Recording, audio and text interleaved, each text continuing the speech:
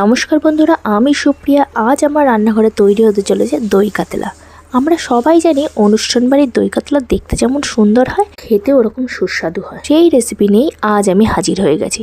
তাহলে চলো দেরি না করে ঝটপট রান্নাটা শুরু করা যাক।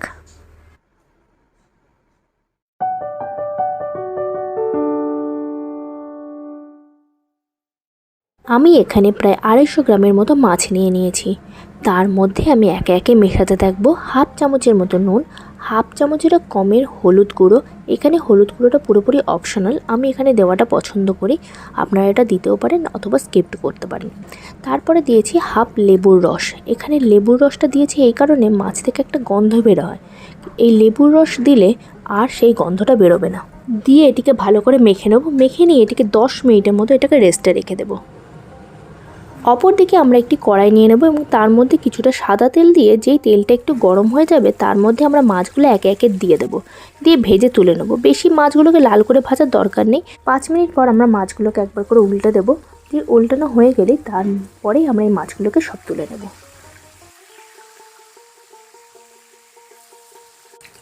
আমাদের এখানে এই মাছগুলো একদম ভাজা হয়ে গেছে। আমরা এগুলো সব একে একে তুলে নেব।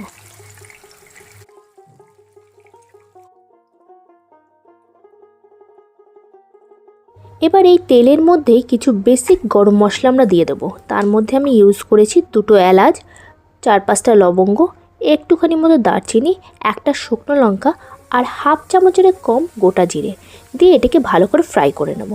যেই এটা থেকে একটা সুন্দর গন্ধ বেরোবে তখন তার মধ্যে দিয়ে দেবো পেঁয়াজ বাটা। যখন এই পেঁয়াজটা একটু ভাজা ভাজা হয়ে যাবে তখন তার মধ্যে আমরা দিয়ে দেবো 3 চামচের মতো আদা রসুন বাটা। এটিকে দিয়ে আমি 5 মিনিটের জন্য এটিকে ঢাকা দিয়ে রেখে দেবো।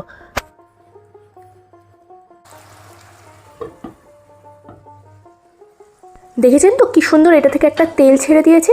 ব্যাস এই সময়তে আমি এখন দিয়ে দেবো 1 কাপের মতো জল আর পরিমাণ মতো নুন আর চিনি দিয়ে আমি এখন এটাকে ফুটতে দেবো। এবং এই সময়তে আমাদের লাগবে আর একটা পেস্ট। তার জন্য আমি এখানে নিয়ে নিয়েছি 4 চামচের মতো টক দই আর 6-7টা মতো কাজু বাদাম দিয়ে এটিকে ভালো করে আমি ব্লেন্ডারে বেটে নিয়েছি।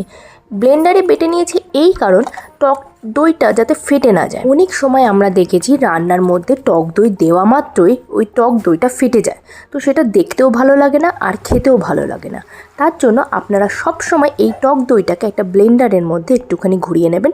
রান্নার মধ্যে দিলেও আমাদের এই টক দইটা আর ফাটবে না। যতক্ষণ ধরে এটা ফুটছে ততক্ষণ ধরে তোমরা আমাকে কমেন্ট করে জানাও তোমরা কে কোথা থেকে আমার এই রেসিপি দেখছো। আর যদি আমার এই রেসিপি তোমাদের ভালো লেগে থাকে তাহলে অনুরোধ থাকলো আমার এই চ্যানেলটিকে ভিজিট করা, আমার আরও রেসিপি আছে সেগুলোকে দেখা।